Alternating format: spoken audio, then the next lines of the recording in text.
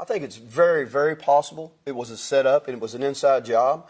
The best that the military would say to the families on the day of the debriefing is we don't believe it was an ambush. They have not proven that it was not an ambush. And just let me give you a little timeline. You know that Osama bin Laden was killed on May 1st, 2011.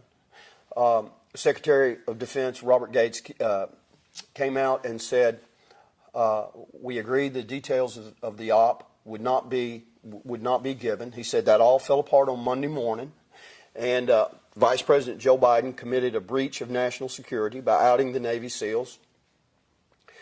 The next day, Aaron called his mom, and he said, Mom, you need to take everything off your social media. There's chatter. Our lives are in danger. Mom, your life is in danger.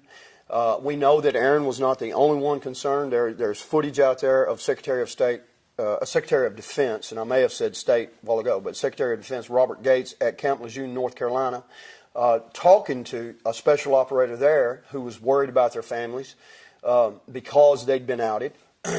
On May 10th, in the military information that we have, our own intel said that over 100 Taliban were moving into the Tangi Valley with the express intent of taking down a NATO chopper.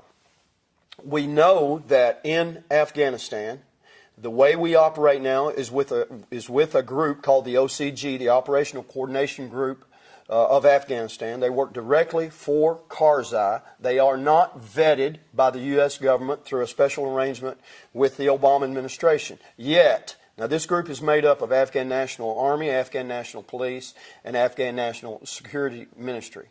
They are not vetted, yet they have eyes on every special operations mission that takes place. This is the words of the military. They know everything that's going on. The only thing they don't know, according to the military, is where our forces are getting the information to do an op. But then they are given everything going on about the op. They have the eyes in the sky. They know the flight routes. In fact, they have the authority to squash any special operations mission if they want to. So they're told about it ahead of time.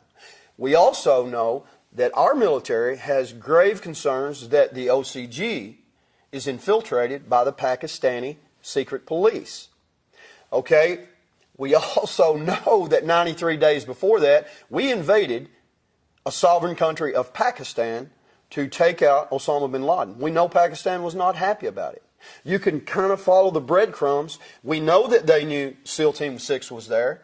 It's also said, and I believe it's probably true, that Karzai was the first one to come out with the news that SEAL Team 6 was the one killed on the chopper on August 6, 2011. They knew who was on the chopper. The Afghans know who's on the chopper every time. According to the military report, insurgents were gathering in the landing zone where the chopper was coming down. They were gathering in that area. So everything points to a probable ambush. So the Afghan allies knew, and if they knew, you think the Afghan enemies knew, had to know. Absolutely. And the Pakistanis. And the area where the chopper was shot down. The high-level target that the SEALs went in that night that had escaped from the Rangers, had evaded the Rangers. When the SEALs went in to cut him off and try to capture him, the man he replaced, who was taken out a month or two earlier, was a Pakistani.